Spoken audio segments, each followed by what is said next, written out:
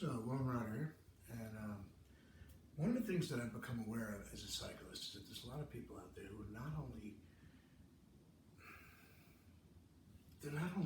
not cyclists themselves, but they're basically ignorant about every aspect of cycling, especially when it comes to roadway interaction. Right? Now, this can take a variety of forms, but most usually it takes on the form of they take specific actions that a cyclist engages in, and you shouldn't do that. That's illegal or that's dangerous. When the reality is they have no idea what the F they're talking about. And in some cases, the facts are, well, in a lot of cases, the facts are directly the opposite of what they're saying. So here's a handful of things that cyclists do that are perfectly safe and legal that ignorant people don't understand, and therefore, well, because people hate and fear things they don't understand, people react to these negatively as if the cyclists are committing some kind of a crime wave on the streets. So, number one, sharing a lane. This is, aside from two consenting motorcyclists riding side by side, a cyclist and a driver are the only two vehicular road users allowed to share a lane on a street in America. Now, they both have to be careful to do so. They have to be careful not to hit each other. Generally, if it's the driver overtaking the cyclist in the same lane, he's required to give or expected to give a minimum safe passing distance, whatever that is. There's usually no minimum distance requirement for the cyclist because, well, there hasn't been a history of cyclists crashing into cars while overtaking them. Surprised, there has been a history of cars crashing into cyclists or sideswiping them while overtaking them. And it's interesting, by the way, that the same people who say you shouldn't be allowed to share a lane with a car when you're overtaking the car are the same ones who have no problem passing you too closely.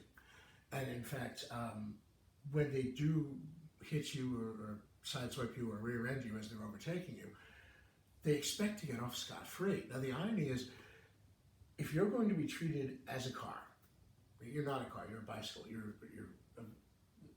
as a bicycle rider, you're a vehicular road user, but you're not the same type of vehicular road user as a car. Generally speaking, in terms of roadway interaction, things like traffic control devices, lane markings, direction of travel, etc., who yields to whom, your relationship is the same as any other vehicle in the street because it has to be for those things to function for you and the other people. However, there are certain things that obviously aren't going to apply to a bicycle. For example, it doesn't have to have seat belts. Why? It doesn't have a seat, it has a saddle, right? Your lights are removable, so it's not required to have lights permanently attached at all times, just that they be there and activated at nightfall, etc. So certain things that apply to cars aren't going to apply to bicycles. One of those is sharing a lane. I mean, two cars can't do that because they simply won't fit there. One will hit the other. However, generally speaking, a standard width lane is 12 to 14 feet wide. It is possible for a bicyclist to be alongside a car at the same time. But by trying to say that you shouldn't be allowed to share the lane, the driver is essentially saying you should act like you're a car even though you're not. But then when they hit you from behind as they're overtaking you, which ironically, in terms of side-by-side relationship, puts you in the same position as if you were overtaking them. You're both sharing a lane at that point. Except when they do it, they're not careful. So they've rear-ended you, which with a car rear-ending another car while overtaking them, that would be considered, the presumption of fault would be on the car that rear-ended the other car. If you hit somebody from behind, the assumption is you failed to leave a safe following distance, generally speaking. Now that's usually a legal convenience because we have so many car crash cases working their way through the civil courts. So the default assumption is if you hit somebody from behind, you just didn't leave enough room. Obviously, outside of the legal reality in the courtroom, the real world situation is a lot of times there are people who get rear-ended who cause it themselves by stopping or swerving or doing whatever. But the point is that generally speaking, legally, in terms of assessing fault in the courtroom, if you hit another car from behind in a car, it's assumed that it's your fault unless you can show something extraordinary, like their brake lights were out or they were going backwards and they actually hit you. Yet when a driver overtakes a bicyclist, there is no assumption of fault on the driver's part if he hits him from behind. Interesting.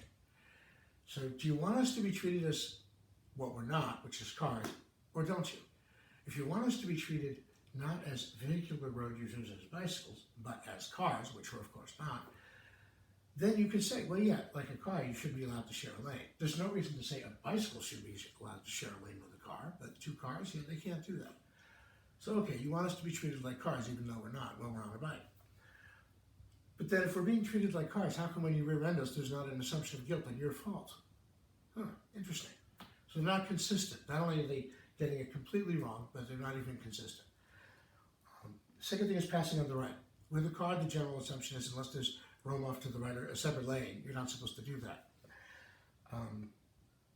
With a bicycle, you're allowed to pass on the left or the right depending on the circumstance, basically.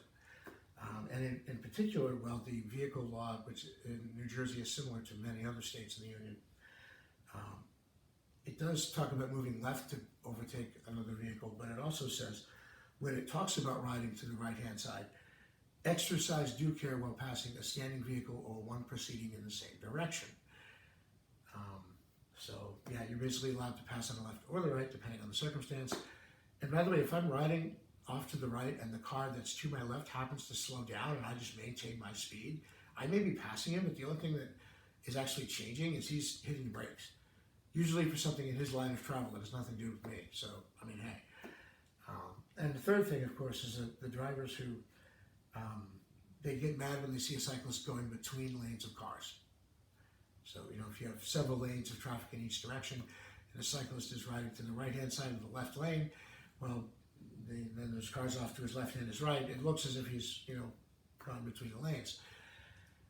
Since you're allowed to pass on the left or the right and to share a lane with an automobile, if you happen to do this on a multi-lane road in anything but the outermost lane, yes, it's going to put you going between lanes. That's neither illegal nor unsafe in any way, as a rule. If the drivers think it is, then they're not really thinking too clearly or consistently. So, I mean, just look at your vehicle laws, right? Before you start to say something's illegal. Use a little bit of common sense before you start to say something shouldn't be allowed, whatever. And at the end of the day, I know not all I drive, right? I don't just bicycle, I drive. Not all drivers are like this. But the problem is there's a general tendency among people who are drivers but aren't cyclists to misunderstand cycling. And they get it so wrong that whenever the subject of conversation turns to road safety and in particular cyclists, they get it so wrong that these errors in thinking can be so destructive to our public debate on road safety. Right? For every time we spend denouncing the cyclist for something that's not unsafe or illegal, but we're treating it as if it is, we're not talking about the real problems with road safety in this country. Texted drivers, distracted drivers, people who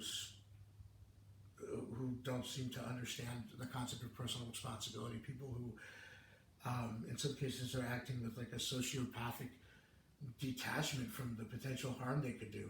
I've seen people go the wrong way down the street and laugh at me when they nearly hit me. And I'm not the only one. So we need to really talk about the serious road safety and sociological issues here and philosophical issues. And instead we're sitting here denouncing cyclists for things that are perfectly safe and legal because a lot of people who don't bicycle really don't understand cycling. And I guess that should be the takeaway here. Big surprise, right? They don't do it. They're not familiar with it. So they don't understand it. And again, people hate and fear what they don't understand.